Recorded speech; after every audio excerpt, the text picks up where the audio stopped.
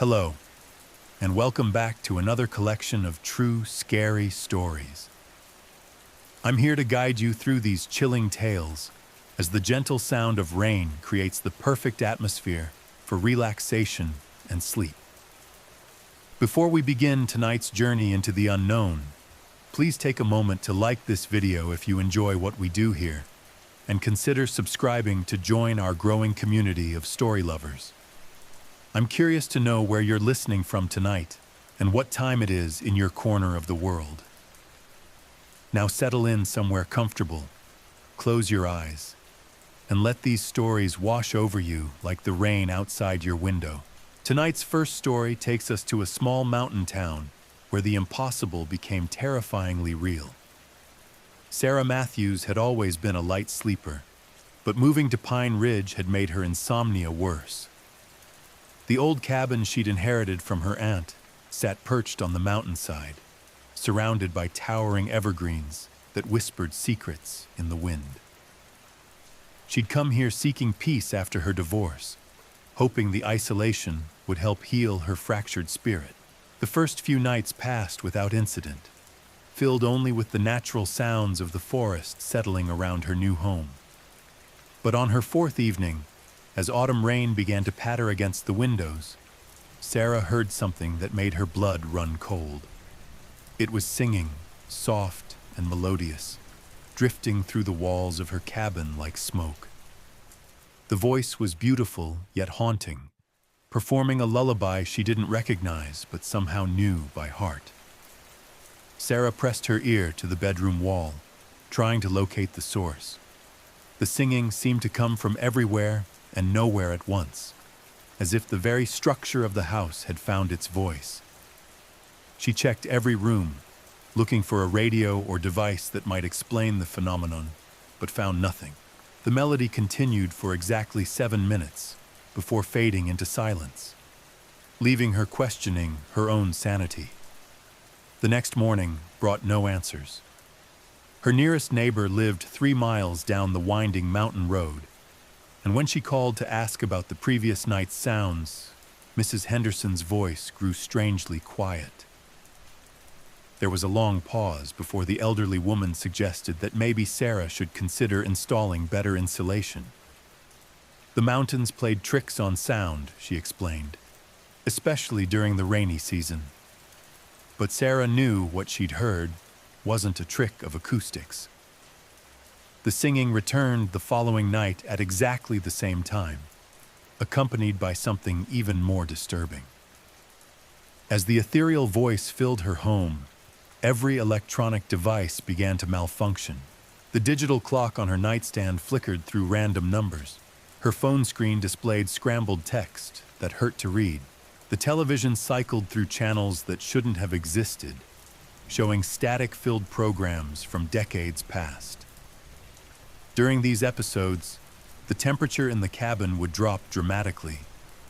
Sarah could see her breath forming clouds in the suddenly frigid air, and frost would begin to form on the inside of the windows.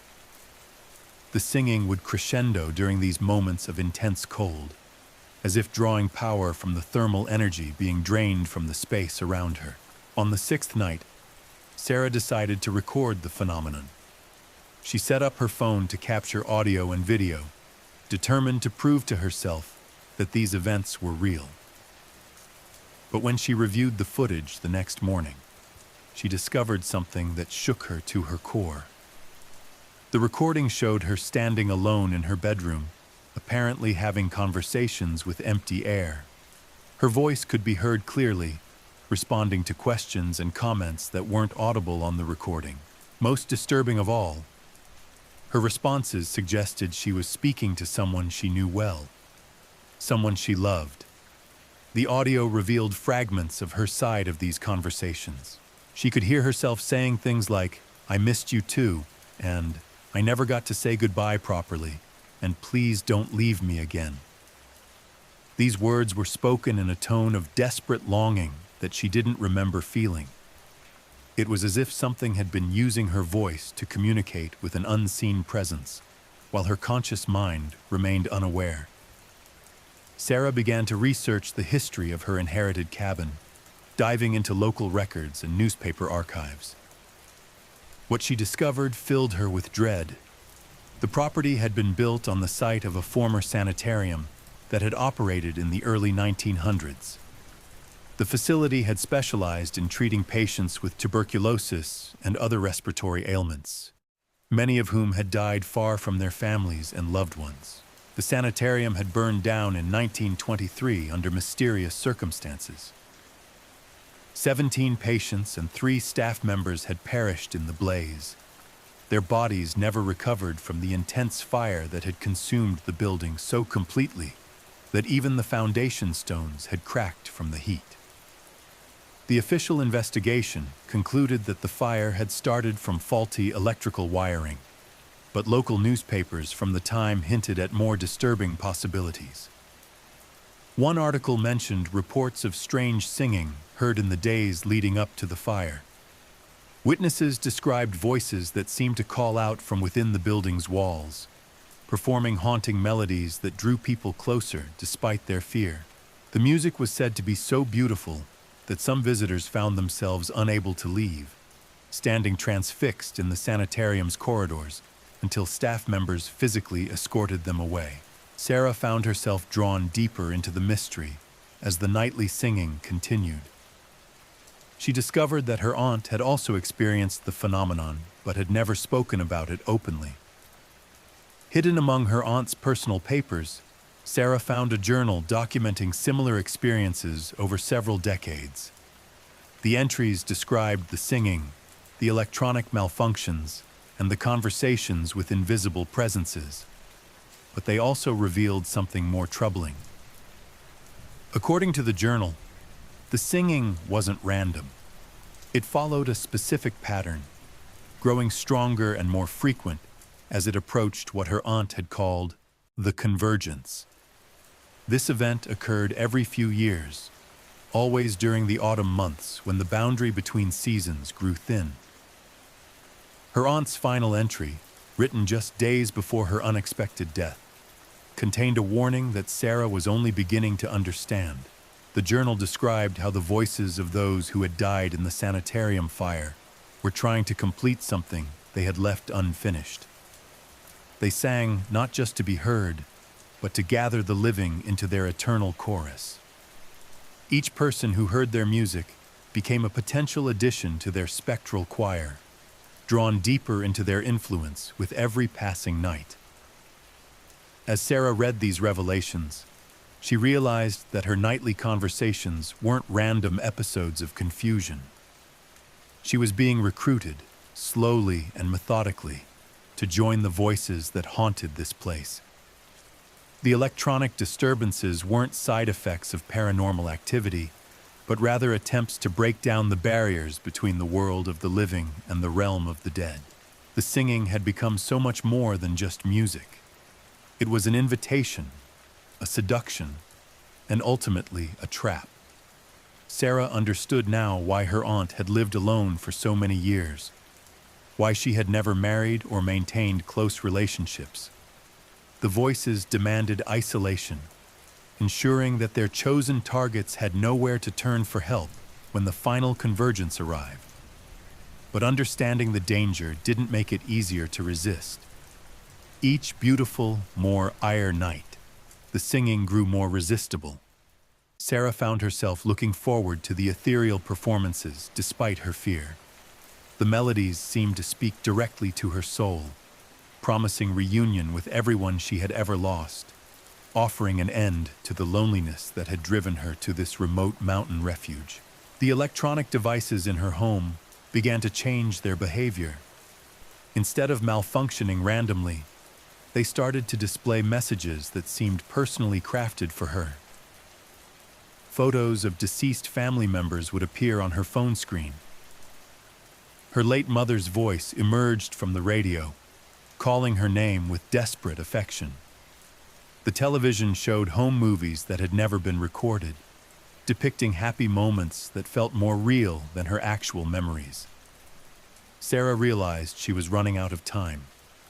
The convergence her aunt had written about was approaching, and she could feel its pull growing stronger with each passing hour. The singing was no longer confined to the evening hours, but had begun to seep into her days, following her from room to room like a patient predator waiting for the perfect moment to strike. Tonight, as the autumn rain falls steadily against her windows and the temperature begins its familiar descent toward freezing, Sarah sits in her cabin knowing that this may be her final opportunity to resist the call of the voices. The singing has already begun, more beautiful than ever before, and she can feel her resolve weakening with each haunting note that fills the air around her. The choice before her is simple yet impossible. She can flee this place, abandoning the home and inheritance that represent her last connection to family, or she can surrender to the voices and join the eternal chorus that has been calling her name. But as the music swells around her and the familiar cold begins to seep through her bones, Sarah wonders if the choice was ever really hers to make. The second story tonight comes to us from a hospital worker whose dedication to helping others led her into a nightmare she could never have imagined. Rebecca Torres had been working as a night nurse at St. Mary's Medical Center for over 8 years when she first encountered the patient in room 314. The man had been admitted following a severe car accident. His body broken, but his mind sharp with an intelligence that seemed to pierce through her professional composure. What struck Rebecca most about this patient wasn't his injuries or his prognosis, but the way he watched her during her rounds. His eyes followed her movements with an intensity that made her uncomfortable, as if he were studying her rather than simply observing. When she checked his vitals or adjusted his medication, he would whisper things that no patient should have known about her personal life. Details about her childhood, her failed marriage, her dreams of traveling to places she'd never mentioned to anyone. The night shift at St. Mary's was typically quiet, filled with the gentle sounds of sleeping patients and the soft padding of nurses making their rounds. But room 314 had become a source of disturbance that seemed to ripple through the entire ward. Other patients complained of hearing voices in the walls, conversations in languages they didn't recognize. The electronic equipment near his room would malfunction regularly, displaying readings that defied medical explanation. Rebecca tried to maintain her professional distance, but the patient's knowledge of her private thoughts became increasingly specific and unsettling. He would comment on arguments she'd had with her sister the night before, or mention books she'd been reading at home. When she asked how he could possibly know these things, he would simply smile and suggest that walls were thinner than most people believed. The other nurses began to avoid room 314 whenever possible. They complained of feeling dizzy and disoriented after spending time with the patient, describing sensations of being watched, even when they were alone in other parts of the hospital. Some reported dreams where they found themselves walking through endless hospital corridors, searching for exits that never appeared, while voices called their names from behind locked doors. Dr. Matthews, the attending physician, seemed oddly reluctant to discuss the patient's condition in detail. When Rebecca pressed him for information about the man's background or medical history, the doctor would change the subject or suggest that some cases required discretion beyond normal protocols. The patient's file contained inconsistencies that didn't make sense, admission dates that conflicted with each other, next of kin information that led to disconnected phone numbers, insurance details that referenced companies that had been dissolved years earlier. As the weeks passed, Rebecca noticed changes in herself that she couldn't explain. Her sleep patterns became erratic, filled with dreams that felt more like memories of places she'd never been. She would wake up exhausted, with the distinct feeling that she had been working all night in a hospital that wasn't St. Mary's. These dream hospitals were older, darker places where the corridors stretched impossibly long and the patients never seemed to get better. The patient in room 314 grew stronger despite his injuries, his recovery defying medical expectations. But his improvement came with an increase in the strange phenomena surrounding his presence. Electronics throughout the hospital began displaying messages that appeared to be meant specifically for Rebecca. Her pager would show text that couldn't have been sent through normal channels. Computer screens would flicker with images of hospital rooms she'd never seen, but somehow recognized from her dreams. Other staff members started commenting on Rebecca's appearance. They said she looked pale and tired, that her eyes had developed a distant quality that reminded them of patients who had been hospitalized for extended periods. The hospital chaplain, Father Morrison, made a point of checking on her during his evening rounds. He mentioned that he'd been having unusual dreams about the hospital, visions of nurses and doctors who seemed to be trapped within the building's walls, unable to leave even after their shifts had ended. Rebecca began to research the history of St. Mary's Medical Center, some explanation for the growing hoping to fin strangeness that surrounded her work environment. What she discovered in the hospital's archived records filled her with a dread that seemed to settle into her bones, like a chronic illness. The building had been constructed on the site of a former psychiatric facility that had operated under questionable methods during the mid-20th century. The old psychiatric hospital had been closed following investigations into experimental treatments that had been conducted without proper oversight or patient consent. Records indicated that numerous patients had died under mysterious circumstances, their deaths attributed to complications from procedures that weren't fully documented in official files.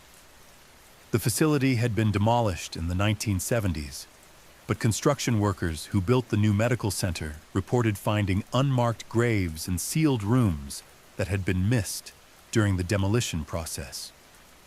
More disturbing were the personnel records from the original psychiatric facility. Rebecca found names and photographs of doctors and nurses who had worked there decades earlier, and their faces bore an unsettling resemblance to current staff members at St. Mary's. The similarity was too strong to be coincidental, as if the same people had been working in that location for far longer than any normal human lifespan would allow. The patient in room 314 seemed to sense Rebecca's growing understanding of the situation. During one of her evening medication rounds, he spoke to her with a clarity that cut through her professional composure like a surgical blade. He told her that some places held on to the people who served them, that dedication and compassion could become chains that bound caregivers to their posts long after their natural lives had ended. He explained that the hospital needed its staff to function properly, that the patients required care that transcended normal concepts of time and mortality. The building itself had developed a hunger for the life force of those who worked within its walls, feeding on their devotion until they became permanent fixtures in an institution that existed partially outside the normal flow of time. Rebecca realized that her dreams of working endless shifts in strange hospitals weren't dreams at all, but glimpses of her actual existence.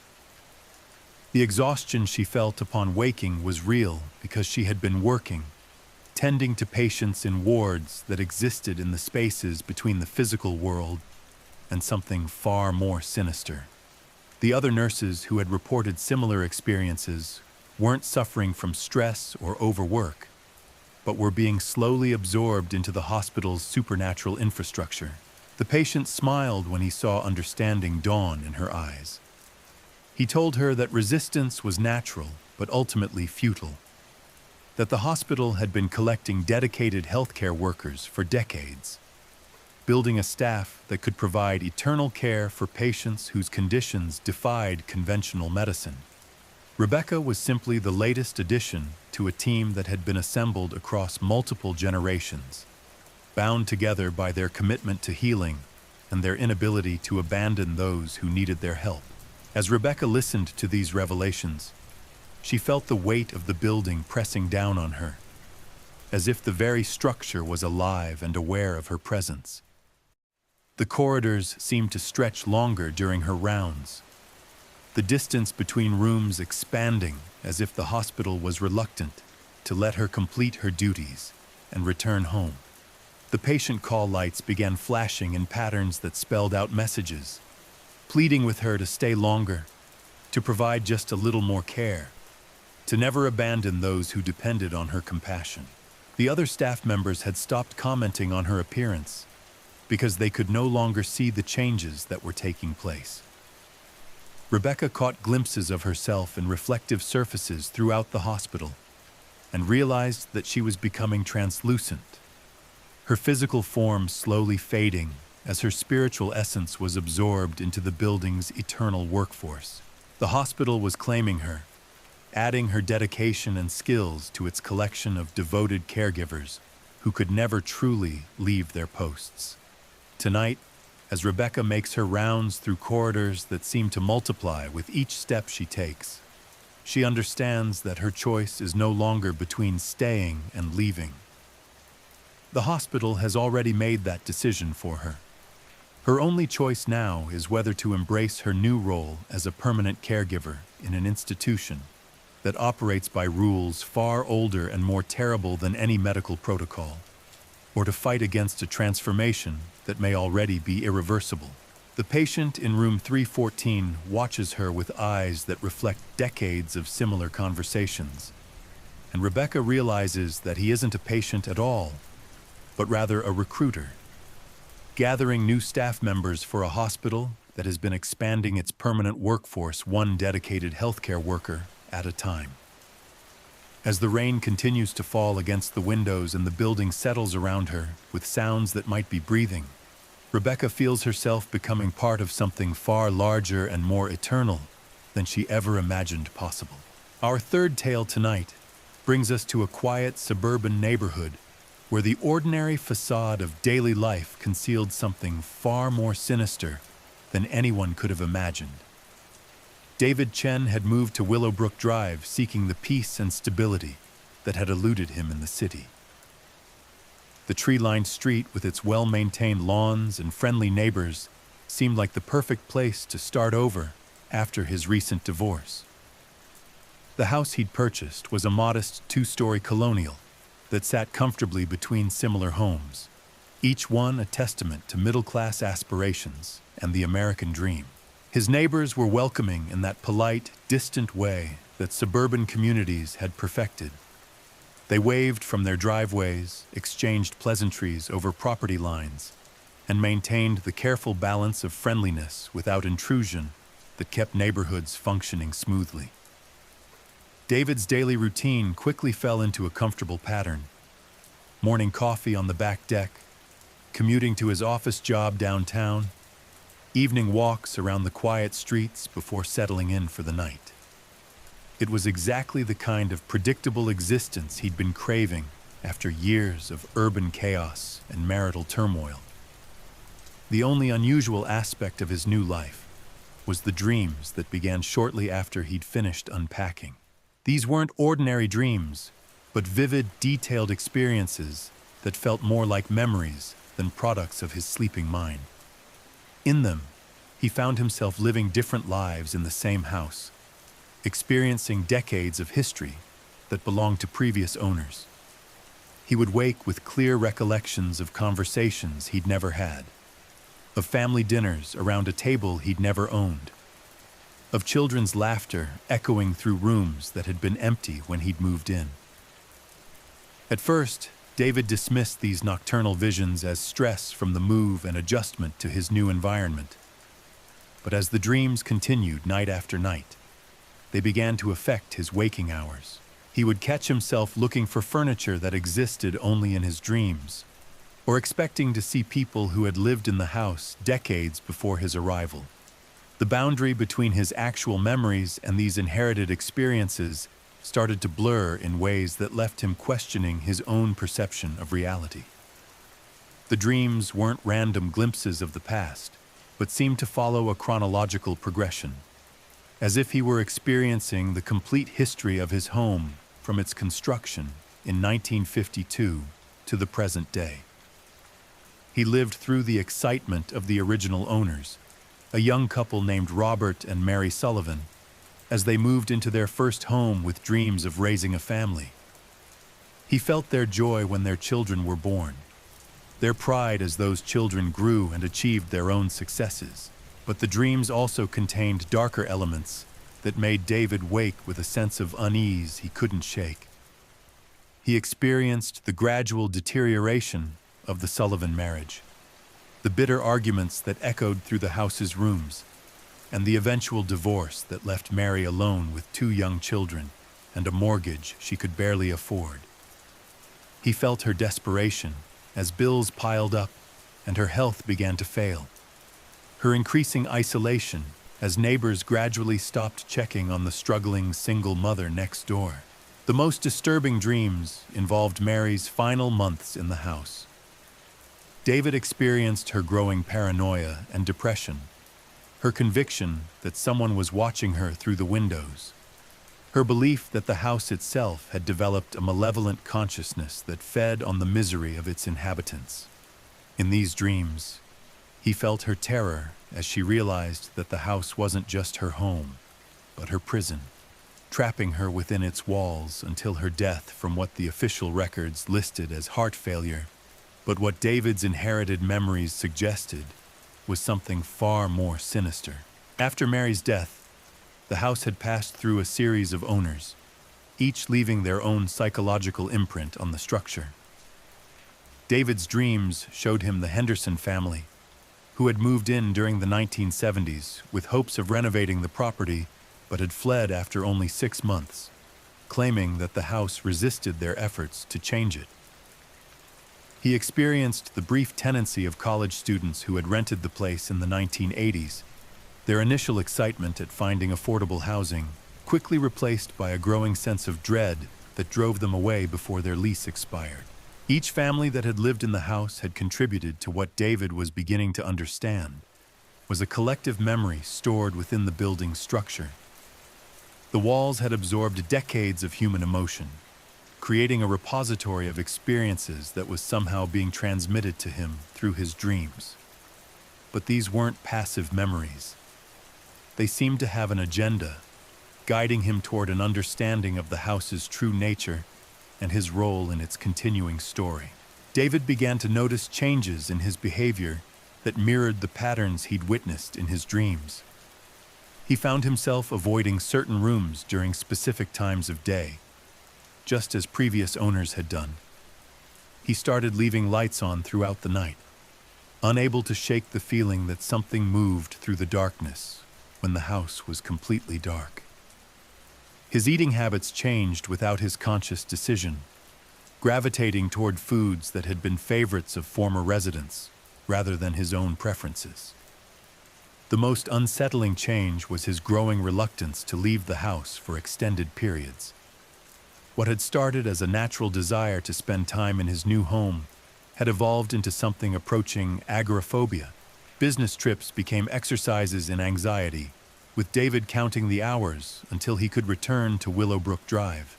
Even short errands felt like major expeditions that required careful planning and caused disproportionate stress. His neighbors began to comment on his increasing reclusiveness, though their observations came wrapped in the polite concern that characterized suburban social interaction. Mrs. Patterson from next door mentioned that she rarely saw him in his yard anymore. Mr. Kowalski across the street asked if everything was all right, noting that David's car hardly ever left the driveway. These conversations made David realize that he was following the same pattern of isolation that had characterized many of the house's previous occupants. The dreams intensified as David's connection to the house deepened. He began experiencing not just the memories of previous owners, but their emotions and thoughts as well. He felt Robert Sullivan's frustrated ambition, Mary's overwhelming loneliness, the Henderson children's inexplicable fear of their own bedrooms. These borrowed feelings started to blend with his own emotional responses, creating a psychological state that belonged neither fully to him nor to the house's former residents.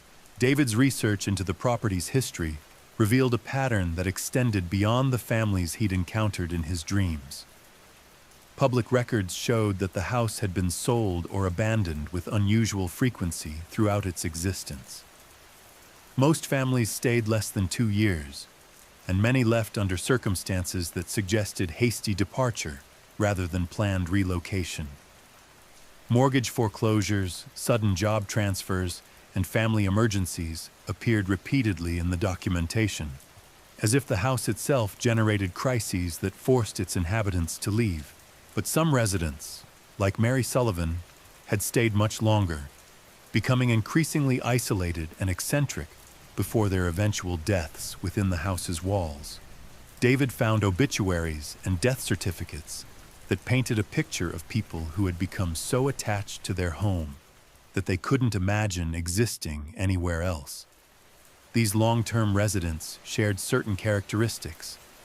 They were typically single or had become single during their tenancy. They gradually withdrew from social contact, and they died alone with no clear cause beyond general health failure.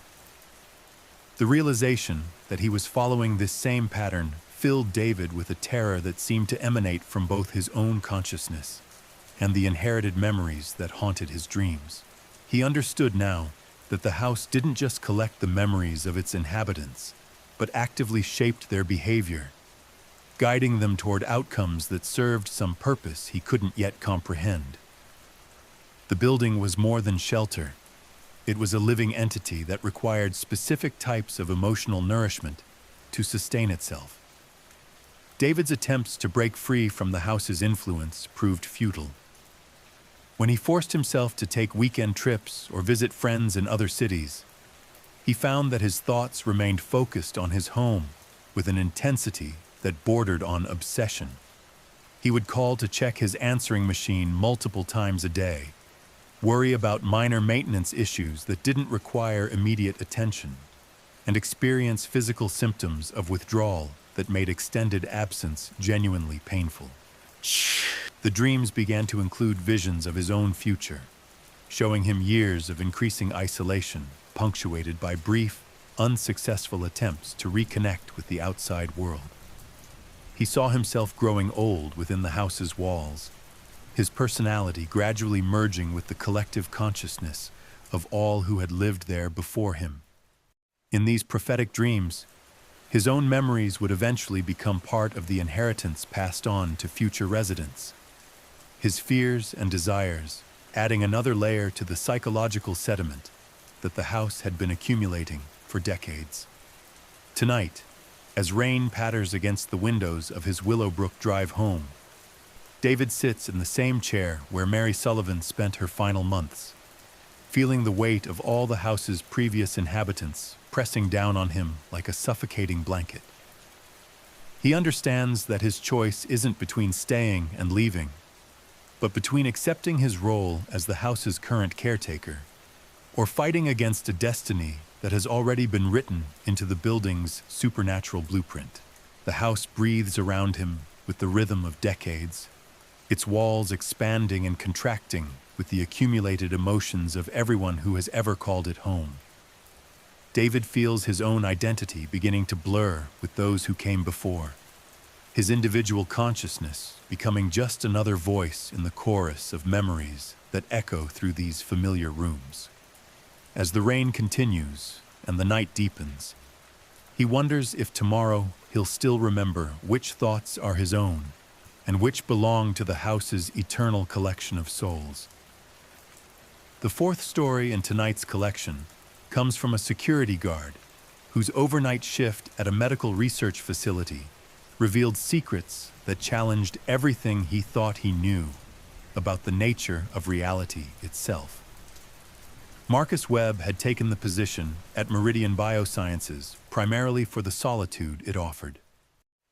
After years of working crowded retail jobs and bustling office environments, the idea of spending his nights alone in a quiet building appealed to his introverted nature. Meridian Biosciences occupied a converted warehouse on the outskirts of the industrial district, its nondescript exterior giving no indication of the cutting-edge research conducted within its walls. Marcus's duties were straightforward: monitor the security cameras, conduct hourly perimeter checks, and ensure that the building remained secure while the scientists were away. The work was routine and peaceful, exactly what he'd been seeking after his recent struggles with anxiety and depression. The first few weeks passed without incident. Marcus established a comfortable routine of reading between his rounds, occasionally chatting with the cleaning crew that arrived at midnight, and enjoying the rare sense of purpose that came from protecting something important. The scientists who worked during the day seemed friendly enough during the brief interactions when shifts overlapped, though they maintained the professional distance typical of academic researchers focused on their work. It was during his third week on the job that Marcus first noticed the anomalies in the security footage. While reviewing the previous night's recordings, he observed subtle inconsistencies that didn't make immediate sense. Timestamps would skip forward several minutes without explanation, or cameras would show slight differences in room layouts between consecutive frames. At first, he attributed these discrepancies to equipment malfunctions or digital compression artifacts, but the patterns became too consistent to dismiss as technical glitches. The anomalies seemed concentrated around Laboratory 7, a restricted area that Marcus had been specifically instructed never to enter during his shifts. His supervisor had explained that the lab contained sensitive experiments that could be contaminated by unauthorized access, but the level of security surrounding the space seemed excessive for standard biological research. The door required multiple keycards and biometric scanners, and the hallway leading to it was monitored by more cameras than any other area of the facility. Marcus's curiosity about Laboratory 7 intensified when he began to notice sounds that seemed to originate from within the sealed room. During his late-night rounds, he would hear what sounded like machinery running, despite being told that all experiments were shut down after regular business hours. The sounds weren't consistent with standard laboratory equipment, but resembled something more complex, almost organic in their rhythm and variation. The cleaning crew, who had been working the building for several years, seemed nervous whenever their duties took them near Laboratory 7. Maria, the team leader, mentioned in passing that the area always felt different from the rest of the building, colder somehow, with an atmosphere that made her workers uncomfortable. She'd requested permission to clean the lab during day shifts when other staff were present, but management had insisted that all maintenance in that area be conducted during overnight hours when fewer people were around. Marcus began paying closer attention to the scientists who worked in Laboratory 7 during the day. Dr. Elizabeth Hartwell, the lead researcher, arrived earlier than her colleagues and stayed later, often remaining in the building until well after Marcus's shift began. When their paths crossed in the hallways, she would nod politely but seem distracted, as if her mind remained focused on problems that extended far beyond normal workplace concerns. The other researchers who worked with Dr. Hartwell displayed similar behaviors. They moved through the building with an intensity that suggested their work carried implications far greater than typical scientific research.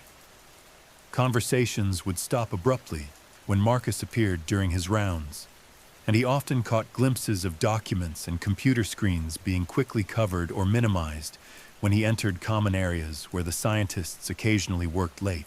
Marcus's investigation into the facility's background revealed information that deepened his concerns about the true nature of the research being conducted at Meridian Biosciences. The company had been founded only 3 years earlier, but its funding came from sources that seemed unusually diverse for a biomedical startup. Government contracts, private defense contractors, and international pharmaceutical companies all contributed to the facility's budget, suggesting research applications that extended far beyond academic inquiry. The building's previous tenant had been a manufacturing facility that had closed abruptly following what public records described as an industrial accident. News reports from the time mentioned worker hospitalizations and environmental contamination, but details were sparse and conflicting. The cleanup efforts had taken nearly 2 years, involving specialized teams that had sealed certain areas of the building before turning it over to Meridian Biosciences for renovation. Marcus noticed that his own behavior began to change as his exposure to the facility's unusual atmosphere continued. His sleep patterns became erratic, with vivid dreams that seemed to continue the surveillance duties he performed while awake. In these nocturnal visions, he would find himself walking through versions of the building that contained rooms and corridors he'd never seen, monitoring activities that defied logical explanation. The dreams often featured Laboratory 7, but in these visions, the space appeared vastly larger than its physical dimensions should have allowed.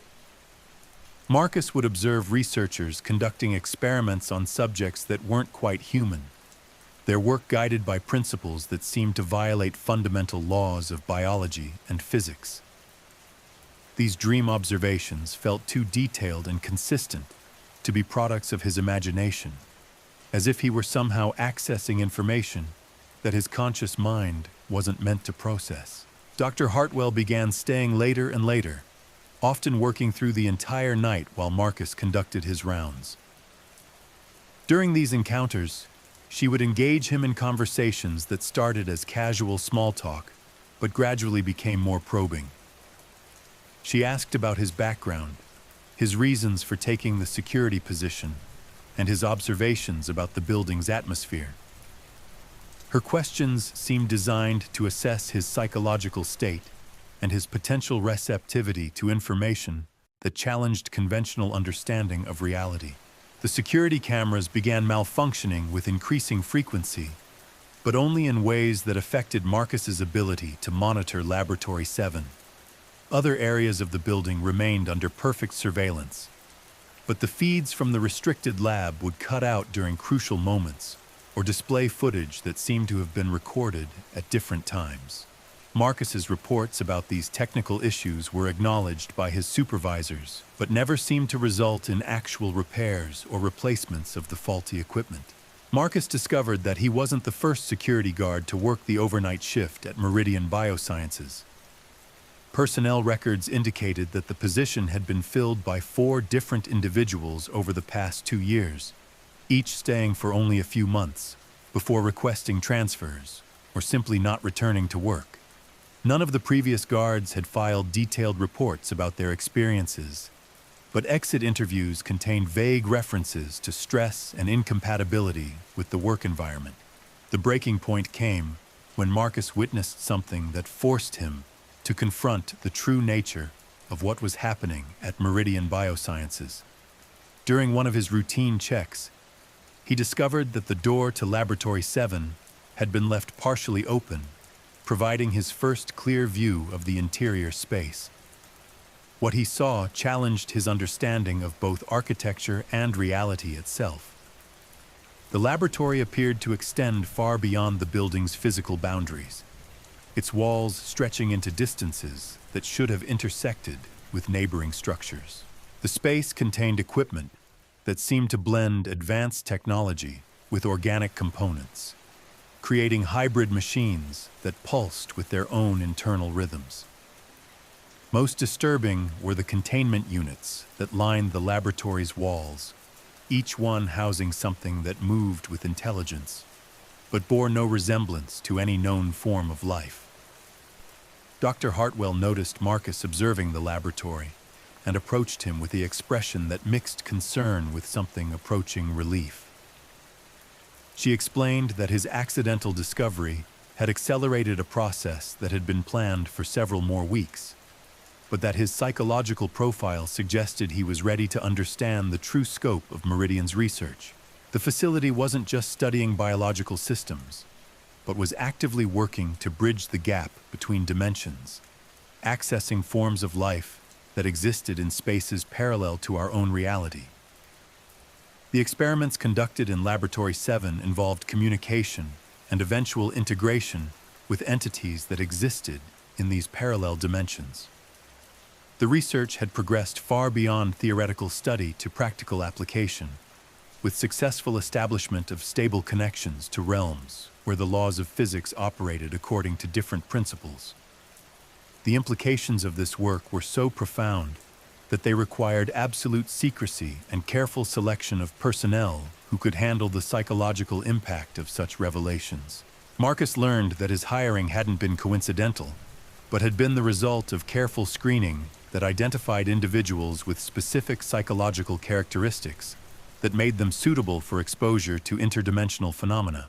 His history of social isolation, his comfort with solitude, and his recent struggles with conventional reality made him an ideal candidate for recruitment into the project's security team.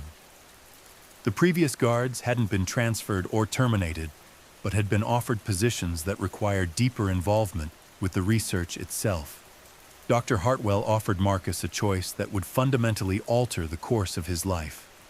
He could continue his current duties with full knowledge of the facility's true purpose, becoming part of a select group of individuals who helped maintain security around humanity's most significant scientific breakthrough. Alternatively, he could undergo a process that would integrate him more directly with the research, allowing him to serve as a bridge between human consciousness and the alien intelligences that the laboratory had contacted.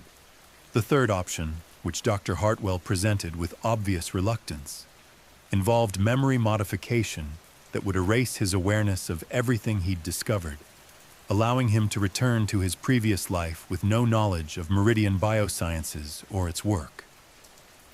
However, she warned that this process was imperfect and often left subjects with persistent dreams and vague anxieties that could affect their long-term psychological stability.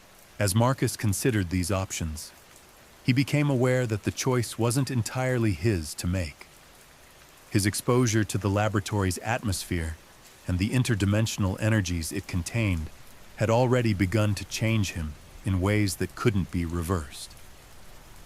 His dreams were becoming more vivid and persistent, bleeding into his waking consciousness with information about realities that existed beyond human perception. The facility had marked him as surely as it had marked every previous guard, drawing him deeper into its sphere of influence with each passing night. Tonight, as Marcus completes what may be his final routine security round, he feels the weight of knowledge that no human mind was designed to carry. The rain against the building's windows sounds different now, as if it's falling in multiple dimensions simultaneously, and the familiar corridors seem to extend into spaces that exist beyond the constraints of normal geometry. Laboratory 7 calls to him with a pull that grows stronger with each step, promising answers to questions that he's only beginning to understand how to ask. The facility breathes around him with rhythms that match the pulse of realities far removed from the world he once knew, and Marcus realizes that his transformation has already begun. Whether he chooses to embrace his new role or attempt to resist the changes occurring within his consciousness, he can never return to the simple existence he'd sought when he first accepted this position. The interdimensional bridge that Meridian Biosciences has constructed doesn't just connect different realities. It transforms everyone who comes into contact with it, making them permanent residents of the spaces between worlds where human and alien consciousness merge into something entirely new. Our fifth and final story tonight takes us to a small town library where the pursuit of knowledge led one dedicated librarian into territories of understanding that challenged not just her career, but her very conception of what it means to be human. Emma Richardson had worked at the Millbrook Public Library for 15 years, building a reputation as someone who could find any piece of information a patron might need, no matter how obscure or challenging the request.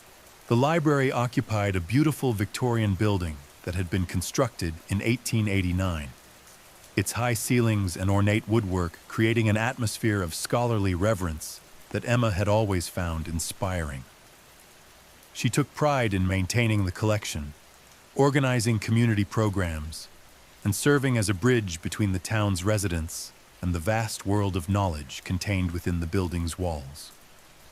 Her life was quiet but fulfilling, centered around books and the satisfaction of helping others discover answers to their questions. The The changes began when the library received a donation of rare books from the estate of Dr. Cornelius Whitmore, a reclusive scholar who had lived on the outskirts of town until his death the previous winter. The collection contained volumes on subjects ranging from medieval history to theoretical physics, many of them first editions or manuscripts that belonged in major university libraries rather than a small-town institution. Emma felt honored that such valuable materials had been entrusted to their care. Among Dr. Whitmore's books were several volumes that seemed unusual even by the standards of academic eccentricity. These texts dealt with subjects that Emma couldn't easily categorize: consciousness transference, dimensional mathematics, and what the author described as practical applications of theoretical metaphysics. The writing was dense and technical, filled with equations and diagrams that resembled scientific notation, but referred to concepts that didn't appear in any mainstream academic discipline. Emma's curiosity about these unusual volumes intensified when she discovered that several patrons had specifically requested access to Dr. Whitmore's collection. These weren't typical library users, but individuals who drove considerable distances and seemed to possess extensive knowledge about the contents of books they claimed never to have seen before. Their requests were always precise, asking for specific volumes by title and edition, as if they were following a predetermined research agenda. The first patron who concerned Emma was a woman in her 40s who introduced herself as Dr. Sarah Chen, claiming to be a researcher from a university that Emma couldn't locate in any academic directory. Dr. Chen spent hours studying one particular volume, taking notes in a language that didn't resemble any script Emma recognized. When asked about her research, Dr. Chen explained that she was investigating historical accounts of consciousness manipulation, but her familiarity with the text suggested knowledge that went far beyond academic study. Other unusual patrons followed similar patterns. They would arrive during off-peak hours, work with intense focus on specific books from Dr. Whitmore's collection, and leave without engaging in the casual conversation that characterized most library interactions. Emma noticed that these researchers shared certain physical characteristics that became more pronounced with each visit. Their eyes developed a peculiar intensity, their movements became more precise and economical, and their voices took on a quality that seemed to resonate with frequencies beyond normal human speech. Emma began to study Dr. Whitmore's books herself, initially out of professional curiosity, but increasingly driven by a compulsion she couldn't fully explain. The volumes contained theories about human consciousness that challenged fundamental assumptions about identity and individual experience. According to these texts, the mind wasn't a single unified entity, but rather a collection of separate awareness streams that could be manipulated, transferred, or merged under specific conditions. The books described techniques for expanding consciousness beyond the limitations of individual brain function, accessing what the authors called the collective information matrix that connected all human awareness. These weren't abstract philosophical concepts, but detailed instructions for practical applications that had supposedly been tested and refined over centuries of careful experimentation. The mathematical formulas and procedural descriptions were precise enough to follow, though Emma couldn't imagine what results such practices might produce. As Emma delved deeper into this material, she began to experience changes in her perception that she initially attributed to eye strain and mental fatigue from studying complex texts. Colors seemed more vivid, sounds carried additional layers of meaning, and her awareness of other people's emotional states became so acute that she could sense their thoughts and feelings, even when they were trying to conceal them. These enhanced perceptions made her more effective at helping library patrons, but they also created a sense of isolation from normal human interaction. The enhanced awareness spread beyond the library into Emma's daily life. She found herself knowing things about her neighbors and co-workers that she shouldn't have known, understanding their personal struggles and hidden concerns with an intimacy that made casual conversation uncomfortable. Her attempts to ignore or suppress these insights proved futile. The expanded consciousness described in Dr. Whitmore's books had apparently become a permanent aspect of her mental function. Emma discovered that Dr. Whitmore hadn't been a reclusive scholar, but rather the leader of a group that had been conducting consciousness research for several decades. The books she'd been studying were instruction manuals for techniques that had been developed and tested by this group, with the library serving as a distribution point for individuals who had been prepared to receive this knowledge. Her role as librarian had made her an unwitting facilitator in a process of human consciousness evolution that had been operating beneath the surface of normal society. The unusual patrons weren't random researchers, but members of Dr. Whitmore's network, using the library as a meeting place to share information and coordinate their ongoing experiments. Emma's enhanced awareness allowed her to perceive the true nature of their interactions, understanding that their conversations contained multiple layers of meaning that operated simultaneously through verbal communication and direct consciousness transfer. They had been observing her progression through Dr. Whitmore's curriculum, waiting for her to reach a level of development that would allow her to participate fully in their work. Dr. Chen approached Emma directly during one of her evening visits, acknowledging that Emma's transformation had progressed to the point where full disclosure was necessary. The group Dr. Whitmore had founded was working to accelerate human consciousness evolution, preparing selected individuals for a transition that would fundamentally alter the nature of human existence. The techniques described in the books weren't historical curiosities, but active technologies for upgrading human awareness to levels that would allow direct interface with forms of intelligence that operated beyond the constraints of individual biological brains. Emma learned that libraries had been chosen as distribution points for this knowledge because they attracted individuals with the intellectual curiosity and mental discipline necessary for successful consciousness expansion. Librarians in particular were ideal candidates because their professional training had prepared them to process and organize complex information while maintaining discretion about sensitive materials.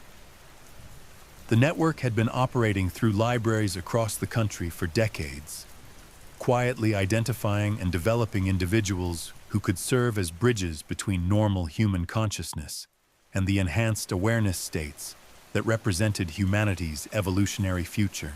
As we reach the end of tonight's journey through these unsettling tales, let the gentle sound of rain continue to guide you toward peaceful rest. These stories of transformation and hidden realities remind us that the world around us holds mysteries far deeper than we might imagine. Thank you for joining me tonight, and may your dreams be filled with wonder rather than fear. Until next time, sleep well.